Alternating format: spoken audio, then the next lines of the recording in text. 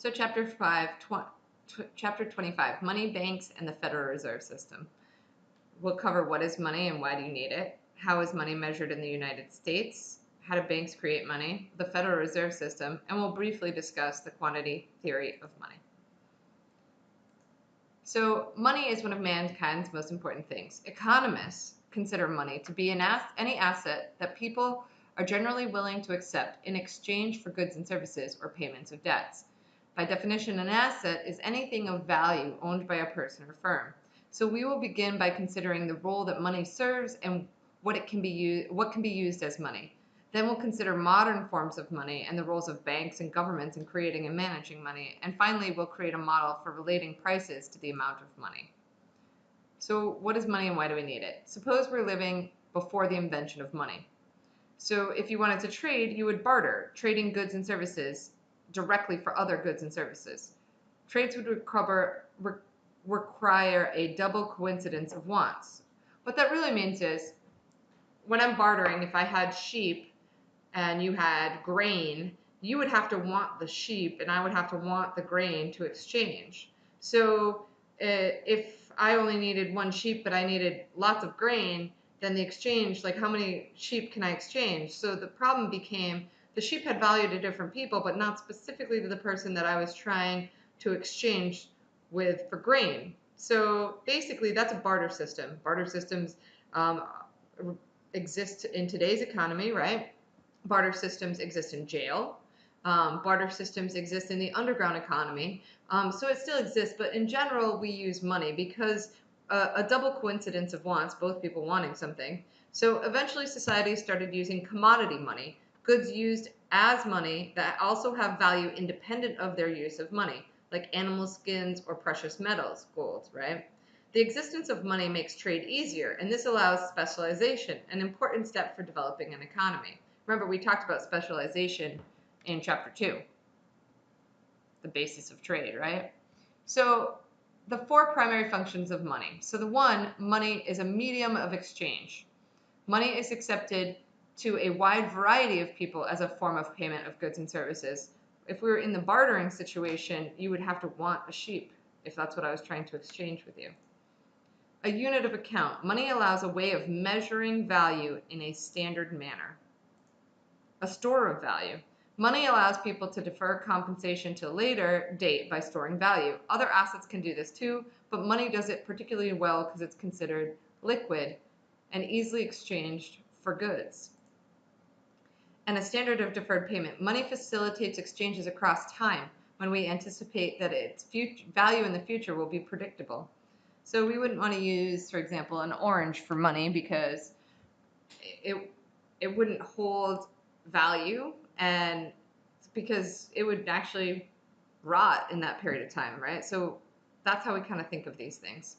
So what can serve as money? In order to be acceptable as a medium of exchange, and hence potential money, quote unquote, a good should have the following. It must be acceptable to most people. It should be a standardized quality so that two units are alike. It should be durable so that it is not lost by storage. The orange wouldn't work for that, right? It should be a value relative to its weight, so it can be easily transported, even in large quantities. If you think about it, we're even using less and less cash, so it's just an exchange of this value of cash. It should be divisible by different goods and are valued differently. It should be divisible because different goods are valued differently. Something could cost $1 or $100 or $100,000, right? Commodity money has a value independent of its money, use for money. So some important historical and modern commodities. Cowrie shells in Asia, precious metals such as gold and silver, we know those, beaver pelts in colonial North America, cigarettes in prison and prisoner of war camps. So basically cigarettes become the commodity money, right? So it's a cigarette and then it's also exchanged for other things. Then we move to paper money. Beginning in China in the 10th century and spreading throughout the world, paper money was issued by banks and governments.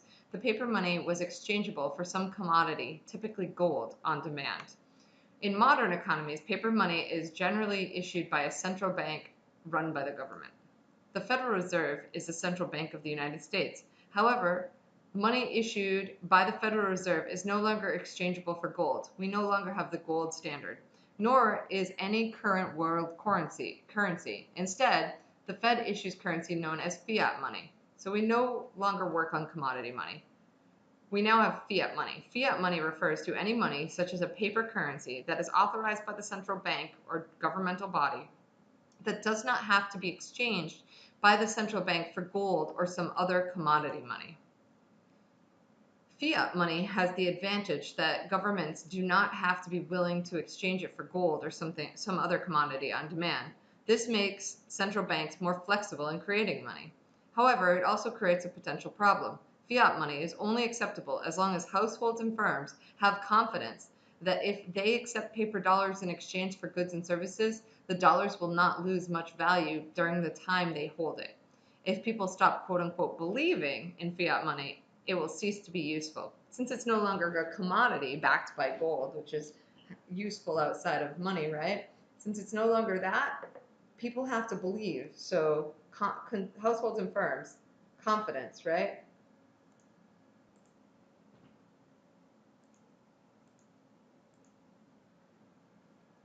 Making the connection. So Apple didn't want my cash. A woman in California went to the Apple store and tried to buy an iPad using $600 in currency. Apple refused the sale. It wanted to keep track of people buying multiple iPads to resell.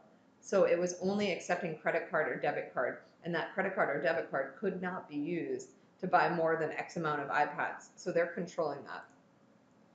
Can Apple legally do this? Yes, firms are not obligated to accept currency as a payment. Debts are a different story. Similarly, many convenience stores and gas stations refuse to take large denomination bills, $50 or more. Nor can you force a store to accept a bucket of pennies as payment. Due to bad publicity, Apple ended up giving the woman who was in a wheelchair a free iPad. So there could be potential media issues with this, but they're not required. So in the United States, in America, how much money is there? This is harder to answer than it first appears because you have to decide what to count as money. M1 is the narrowest definition of money supply. It is the sum of currency in circulation, checking account deposits in banks, and holders of traveler's checks. Some of you probably don't even know what traveler's checks are. But M2 is a broader definition of money supply. It includes M1 plus savings accounts on deposit, small denomination time deposits, balances in money market deposit accounts, and non-institutional money market fund shares. So let's talk about it. As of July 2015, in the US, M1 and M2. So M1 equals right here, and that's basically mostly checking account. There's a small amount of travelers checks. I guess it's 2.7 billion, so it doesn't really seem that small. But and then there's currency, paper currency, right? Or coins as well. And then over here, if we have the broader M2 definition, so as you can see, how much money is in supply depends on how you count it, right? Saving accounts deposits make up the largest portion of this. Then you have small denomination time deposits, money market, mutual fund shares, and then, of course, M1. When we want to talk about money supply, which definition should we use? Either one might be valid, but we are mostly interested in using the role as the medium of exchange, so this suggests we use M1. In our exam, we're not going heavily into what's included in M1 or N2. I want you to understand it, that there's a difference in how you count, but we're not getting into crazy questions like, is this included, is this not? Treat both currency and checking account balances as money, but nothing else. Travelers' checks are insignificant. Realize that banks play an important role in the money supply since they control what happens to the money when it's in a checking account. What about debit cards and credit cards? Debit cards directly access checking accounts, but a credit card is not money. Checking account balance is. Credit cards are a convenient way to obtain a short-term loan from a bank issuing the card, but transactions are not really complete until you pay off the loan, transferring the money to pay off the credit card loan. So credit cards do not represent money, but checking accounts do. Are Bitcoins money? When we think about money, we typically think about currency issued by a government. But currency is only a small part of the money supply. Over the last decade or so, consumers have come to trust forms of e-money, such as PayPal. Bitcoins are a new form of e-money, not owned by a government or firm, but a product of a decentralized system of linked computers. Bitcoins can be traded for other currencies on websites. Some websites accept Bitcoins as forms of payment. Should Bitcoins be included in the measure of the money supply? That's a good question. But for now, they are not. If they grow popular, maybe they should be. There's a lot of debate on this situation about Bitcoins and their actual value. If you bought Bitcoins early on, they had some significant value, then it's dropped in value. There's some things that say it's hackable. There's some things that say it's not hackable.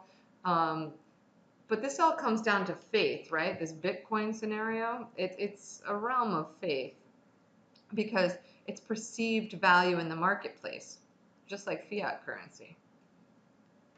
Banks play a critical role in the money supply. Recall that there are more money held in checking accounts than there is actually in currency in the economy. So somehow money is being created by the banks. Further, banks are generally profit-making private firms, some small, but some among the largest corporations in the country. Their activities are designed to allow themselves to make a profit. In order to understand the roles that banks play, we must first understand how a bank operates as a business. So it's important to understand, I almost think about this as the opposite of personal finance. So whatever we do in personal finance that's an asset is the opposite for the bank. It's a liability. So on a balance sheet, a firm's assets are listed on the left, and its liabilities and stockholders' equity or net worth is listed on the right. The left and the right must add to the same amount. So assets to a bank are actually loans, which we would normally see on the other side of this equation. Then, of course, building and equipment reserves. So this is cash on hand reserves. And then other assets. So that could be computers, things like that. And then a deposit. So people's checking accounts, you're holding the money for them. So that is actually a liability. Short-term borrowing by the bank, long-term debt by the bank, and then other liabilities, which equals total liabilities. Then we have stockholders' equity. As you can see, this is kind of opposite of what you would see in a personal financial statement. Banks use deposited money with them to make loans and buy securities or investments. Their largest liabilities are their deposit accounts, money they owe to their depositors. If everyone tried to withdraw money at the same time, this would become a problem because they don't hold all of the money on hand that's in deposits right here. It's not all on hand. The reserves is a fraction of this. That's why it's called a fractional banking system. Reserves are deposits kept as cash in the vault or on deposit with the Federal Reserve. Notice that banks do not keep enough deposits on hand to cover all of its deposits. This is how a bank makes profit. They lend out a big portion of these deposits and they gain interest, and that's their profit. Required and excess reserves. The bank must keep some cash available for depositors. It does this through a combination of vault cash and deposits with the Federal Reserve. Banks in the U.S. are required to hold required reserves. So the Federal Reserve sets the amount of required reserves that a bank must legally be required to hold based on its checking account. At least 10% of the checking account deposits above some threshold. So 10% is the required reserve ratio, or RR. It is the minimum fraction of deposits banks are required to keep by law. Banks might choose to hold excess reserves, so that's above and beyond the minimum, the required reserve ratio.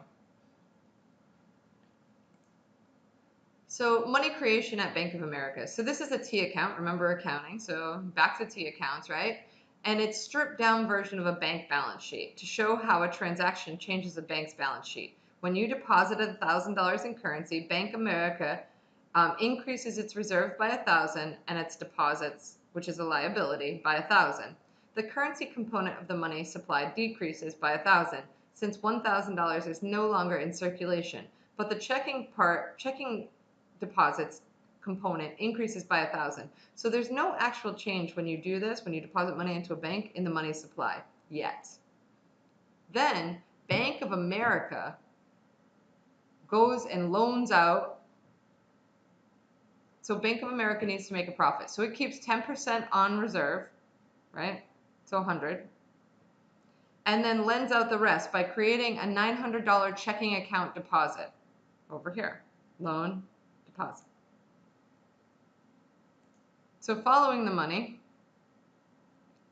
the $900 initially appears in Bank of America's account, but will soon be spent, and Bank of America will transfer the $900 in currency to the bank at which the $900 check is deposited, and the cycle will continue with PNC, now making a loan. So now here's a different bank. So they take the $900 that was loaned out, they deposit it, then they go to a third bank, so they keep withholding 10%. Each round, the additional checking account deposit gets smaller and smaller. Every round, 10% of the deposit is kept as reserve. This allows us to tell by how much the checking deposits will eventually increase. The $1,000 in currency will become the 10% reserve requirement for all of the checking deposits. So a total of $10,000 in checking deposits can be created by the $1,000 deposit. Deposit multiplying. An alternative way to figure out how much money the original $1,000 in currency will create is to add up all the checking account deposits. So what they do is $1,000 plus 0.9 times 1,000 plus 0.9 times 0.9 times 1,000 plus, and you continue on, or 1,000 times 1 divided by 1 minus 0.9, the fraction. So 1,000 divided by 10, and 1,000 divided by 10, 1,000 times 10, so this is 1 divided by 0.10, equals $10,000. So the total increase in deposits is $1,000 times 10, or $10,000. The 10 here is a simple deposit multiplier. In general, we can write this. I want you to understand the reserve ratio and what it means and what a fractional banking system is. We're not going to get into calculating what the deposit is in a bank. With a 10% reserve required ratio, the simple deposit multiplier tells us that the currency will be deposited by multiplied by 10. But in reality, we do not observe this. Currency deposits only end up being multiplied by 2.5 during normal periods. Why the difference? Banks may not lend out as much as we predict, either because they want to keep excess reserves or because they cannot find creditworthy borrowers. And consumers sometimes keep currency outside of the bank. That currency can not be used as reserve requirements. During the recession of 07 to 09, research suggests that the real-world multiplier fell close to 1. So it really wasn't a multiplier at all. It was just about the same. In general, we can assume the real-world deposit multiplier is greater than 1. So we conclude that when banks gain reserves, they make new loans, and the money supply will expand. When the banks lose reserves, they will reduce their loans, and the money supply contracts. This is enough to establish the important relationships between banks and the money supply. Talking about the Federal Reserve System, we have described that in the United States, banks keep less than 100% of deposits as reserve. This is known as a fractional reserve banking system. In this system, and is a system shared by nearly all countries. What if depositors lost confidence in the bank and tried to withdraw all their money at once? This situation is known as a bank run. Now, that's if it's just on one bank. If many banks simultaneously experience bank runs, this is considered bank panic.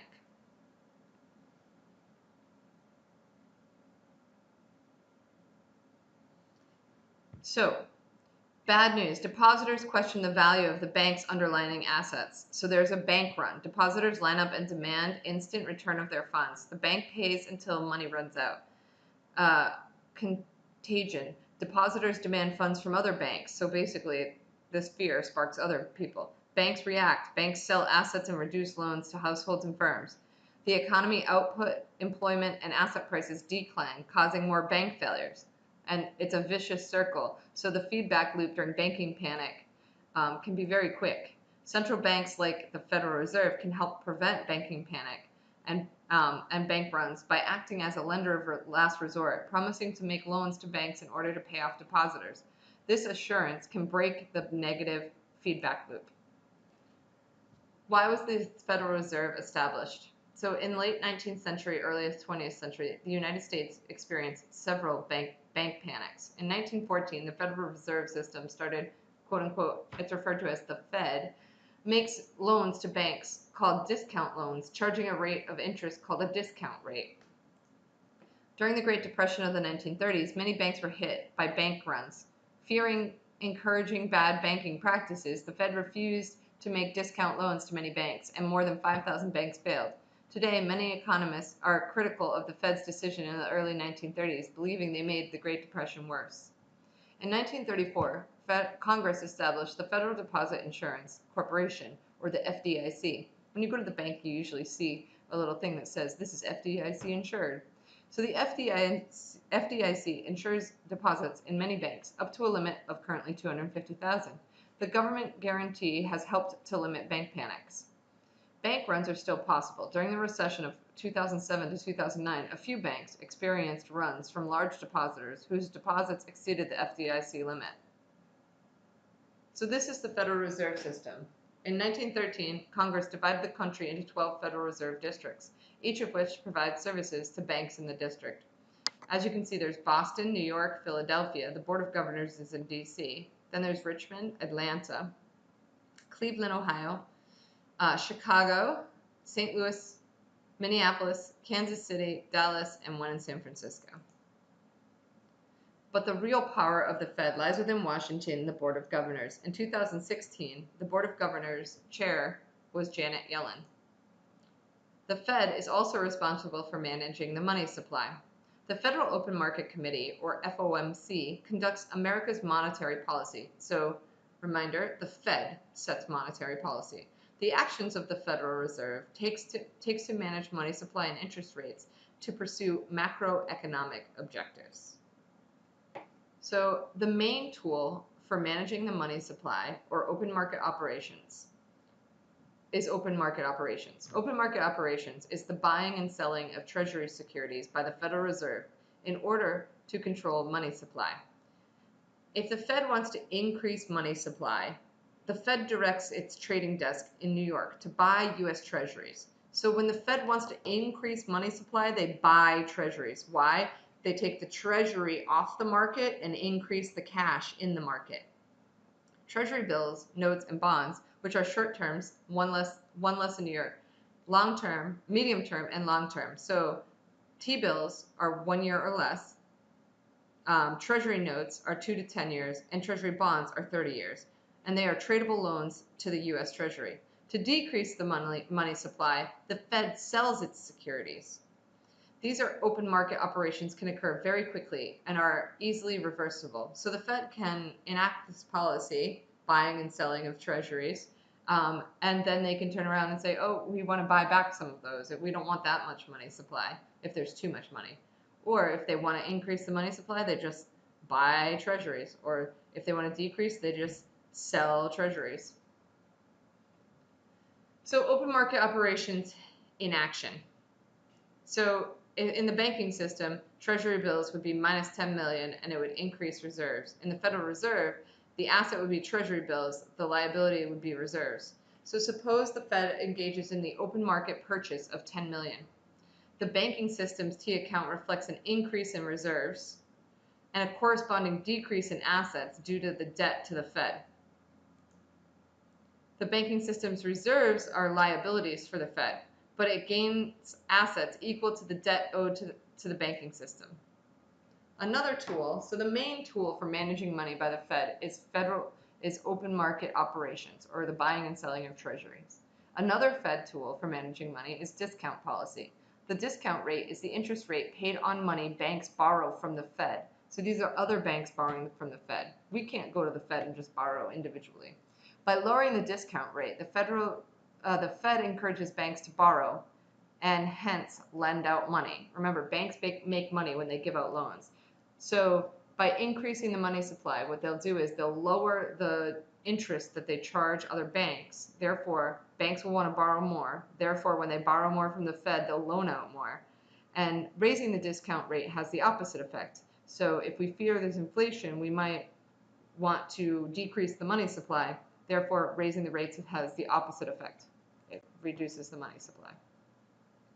Reserve requirements. The Fed can also alter reserve requirement ratio. A decrease would result in more loans being made, an increase in the money supply.